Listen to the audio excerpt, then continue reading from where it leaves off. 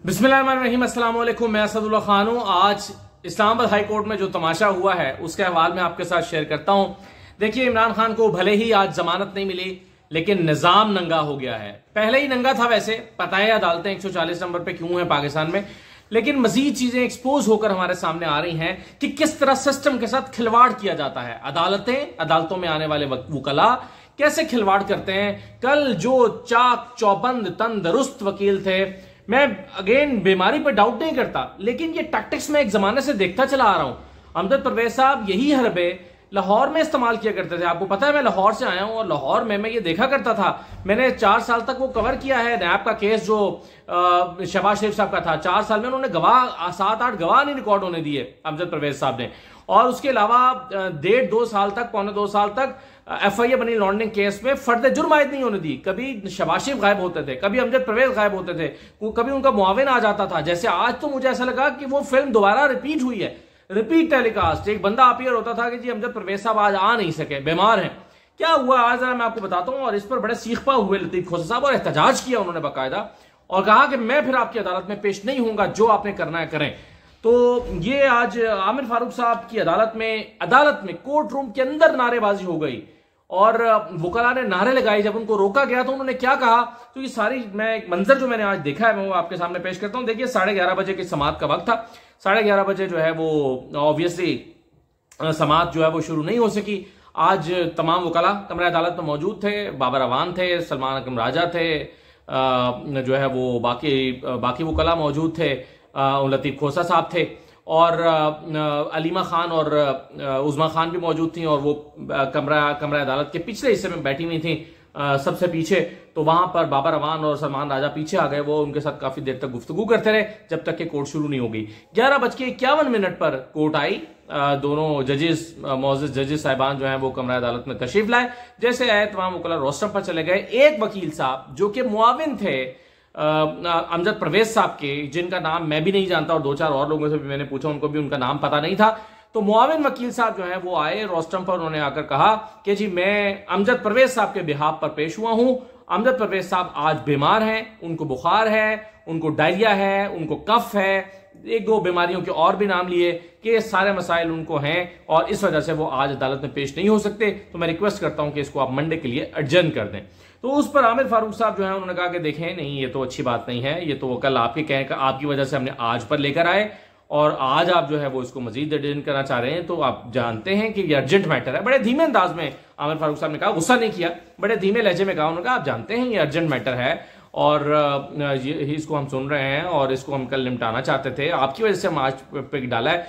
हालांकि कल एक तो 35 मिनट की जो ब्रेक थी वो बिल्कुल गैर जरूरी महसूस होती थी। कोई ऐसा नहीं था मामला कि बहुत देर से समात चल रही है और ब्रेक चाहिए थी 35 मिनट की, क्योंकि 1 बजे के करीब जाकर समात का आगाज हुआ था और 2 बजे 1 घंटे की समात के बाद वक्फा ले लिया गया था और 5 मिनट का वक्फा कह के 35 मिनट का वक्फा हुआ था और उसके बाद थोड़ी देर समात चली थी और फिर जो है वो एडजर्न हो गया था। और कल जब एडजर्न हुआ था आज के लिए, तो अमजद परवेज ने कल नहीं कहा था कि इसको एडजर्न कर दे। बस केस सुनते सुनते अचानक चीफ जस्टिस साहब ने कहा था कि चले आज के लिए इतना काफी है, बाकी हम इसको कल सुनेंगे, और आज फिर 11:30 बजे का वक्त मुकर्रर कर दिया।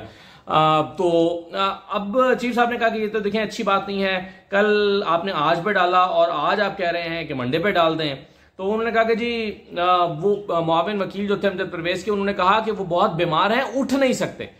फिर उन्होंने कहा कि जी देखिए, हमने आज तक ट्रायल कोर्ट में जब से ये ट्रायल चल रहा था हमने कोई एडजमेंट नहीं ली।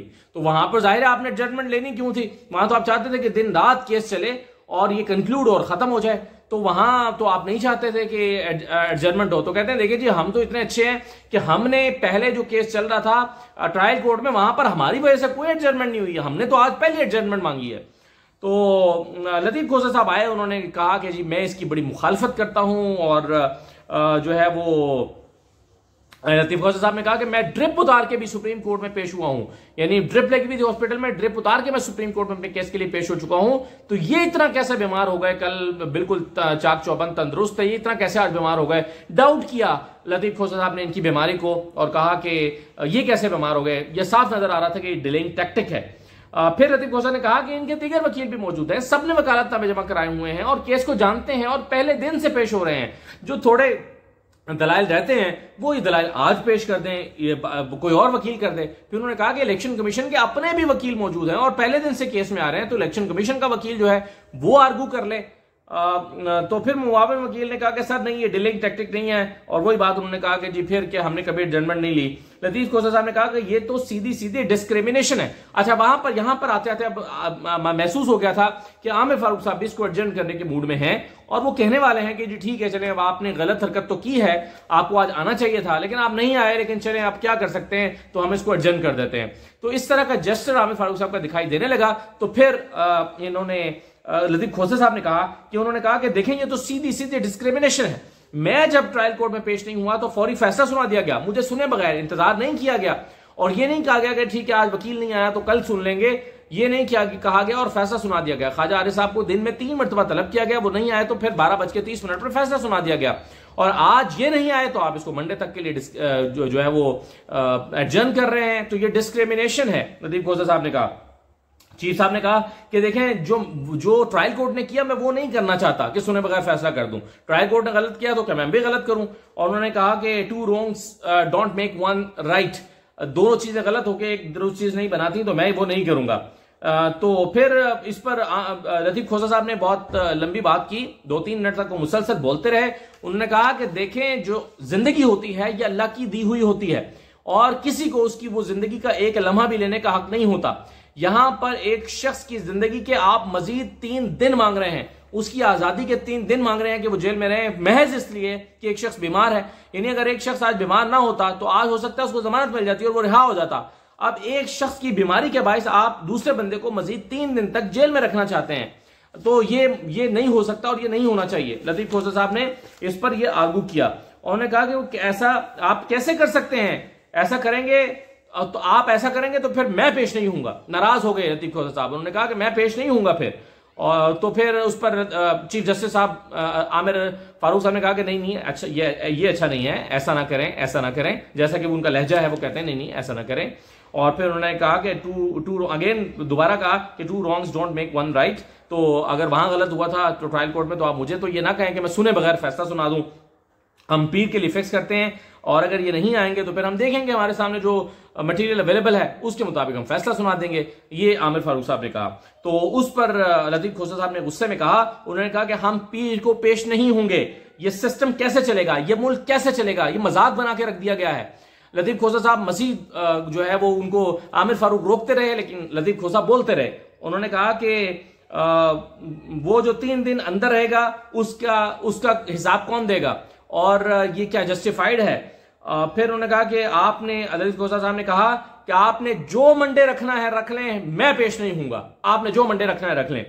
तो उस पर जो है वो आमिर फारूक साहब ने कहा कि खोसा साहब प्लीज डोंट डू दिस, ये कहकर, और लतीफ खोसा साहब ने कहा कि नहीं ठीक है, अब अगर आपने यही करना है। लतीफ खोसा साहब ने एक्चुअली ये कहा, उन्होंने कहा कि देखें, अगर आप इसको आज वकील नहीं आए, आप आज इसको ऑर्डर को सस्पेंड कर दें और सस्पेंड कर दें। अगर पीर को आपको अमजद परवेज के आर्गूमेंट्स के बाद ये महसूस हो कि बेल खारिज होनी चाहिए तो दोबारा खारिज कर दीजिएगा, कोई मसला नहीं है, लेकिन आज आप इसको सस्पेंड करें, इस ऑर्डर को सस्पेंड ही तो करना है। उन्होंने कहा कि सस्पेंड ही तो करना है, सस्पेंड होने से क्या होता है, कोई बरियत तो नहीं हो रही, सस्पेंड ही हो रहा है ना, ऑर्डर सस्पेंड कर दें। लेकिन ऐसा लगता है कि आमिर फारूक साहब ने एक जो है वो जहन बना लिया था कि सुने बगैर फैसला वो नहीं करेंगे, और उन्होंने कोई बात लतीफ खोसा की नहीं मानी और उन्होंने कहा कि ये जो है वो पीर को हम ले जाएंगे। तो लतीफ खोसा साहब जब उन्होंने देखा कि उनकी कोई बात नहीं मानी जा रही तो वो रोस्टम से पीछे हट गए। उन्होंने कहा बस ठीक है, फिर आपने जो करना करें, मैं मंडे को नहीं आऊंगा, आपने जो मंडे रखना है रख लें। ये सुनते ही आमिर फारूक साहब ने फैसला लिखवाना शुरू कर दिया और कहा कि जो है वो इलेक्शन कमीशन के वकील की रिक्वेस्ट पर हम इसको मंडे के लिए एडजर्न कर रहे हैं। अभी उधर से जजेस उठकर जा रहे थे और पीछे से नारे लगना शुरू हो गए। कुछ वकला, यंग वकला मौजूद थे, उन्होंने नारे लगाना शुरू कर दिए। उन्होंने कहा कि फिक्स्ड मैच नामंजूर के नारे लगने लगे और किसी ने उनको रोका क्योंकि अदालत में नारे नहीं लगाए जा सकते, तो किसी वकील ने उनको रोका कि आप नारे ना लगाएं, अदालत है। तो उन्होंने आगे से जवाब दिया कि केड़ी अदालत है, ऐसे डेरा है। तो इस तरह वकला बहुत गुस्से में थे और गुस्से में वो ऊंची ऊंची बोलते रहे। कुछ यंग वकला भी थे, कुछ सीनियर वकला भी थे और देख रहे थे कि किस तरह से कानून का मजाक बनाया जा रहा है। और बीच में 2-3 मरतबा मुआविन वकील जो थे अमजद परवेज के, उन्होंने कहा कि अमजद परवेज इतना बीमार हैं कि वो उठ भी नहीं सकते। तो ये उनकी हालत है। अमजद परवेज साहब के लिए दुआ है कि अल्लाह ताला उनको सेहत दे। और लेकिन जब भी मैंने देखा है कि लाहौर में नैब कोर्ट में जब केस चल रहा होता था तो जिस दिन कोई इंपॉर्टेंट डे होता था उस दिन अमजद परवेज साहब बीमार हो जाते थे। और इसी तरह से यहाँ पर जब उनको लगता था कि आज तो उसमें मनी लॉन्ड्रिंग के केस में उनकी जो है वो फर्द जुर्म आयद हो सकती है तो उस दिन भी वो बीमार हो जाते थे। तो बीमार होना जो है वो एक पुराना मसला है अमजद परवेज साहब का। वो अक्सर बीमार होते थे और मुख्तलिफ तरह के टैक्टिक्स इस्तेमाल करके वो 1.5 साल तक उन्होंने फर्द जुर्म आयद नहीं होने दी। तो ये उनकी एक्सपर्टीज है अमजद परवेज साहब की, वो इन्हीं एक्सपर्टीज की वजह से जाने जाते हैं। और लाहौर की अदालतों में भी वो यही अपनी एक्सपर्टीज दिखाते रहे थे। अब इस्लामाबाद हाई कोर्ट में भी वो ये एक्सपर्टीज दिखा रहे हैं। माने तो तब कि जब सुप्रीम कोर्ट में जाके वो इस तरह की हरकत करें। सुप्रीम कोर्ट जो है वहां पर उस दिन उनसे बात नहीं हो पा रही थी जब उनसे पूछा गया था कि ये कौन सी अप्रोच है अमजद परवेज साहब, जो अप्रोच आप इस्तेमाल कर रहे हैं ये कौन सा तरीका है कि जी उनके पास रेमेडी है वो रेमेडी ले लें। तो ये है बहरहाल। अब इस पर वकला बहुत गुफ्तगू कर रहे थे बाहर निकल के अदालत में। वो कह रहे थे कि ऑर्डर की सस्पेंशन जो है ये एक बहुत मामूली बात है। और हमने कई मरतबा अदालतों में देखा है कि अक्सर वकील वकला मौजूद हों भी तो उनको सुने बगैर भी जमानत दे दी जाती है। तो ये तो अजीब सा तमाशा चल रहा है कि अमजद परवेज साहब के दलाइल ही खत्म नहीं हो रहे और फिर उनको सुने बगैर जो है वो फैसला नहीं होगा। तो यहां पर ऑर्डर ही तो सस्पेंड करना है, बरियत तो नहीं करनी। ये तो आगे भी जाकर जो है, और ये फिर कौन सा ऐसा केस है, कत्ल का मुकदमा है कि जिसमें उनकी जमानत हो गई तो बड़ा मसला हो जाएगा और क्रिमिनल भाग जाएगा। तो यहां पर जो है वो इस तरह का बहरहाल इस्लामाबाद हाई कोर्ट में आज तमाशा हुआ है। इसकी मैंने आपको एक मुख्तसर अहवाल सुना दिया। इजाज़त दीजिए, अल्लाह हाफिज़।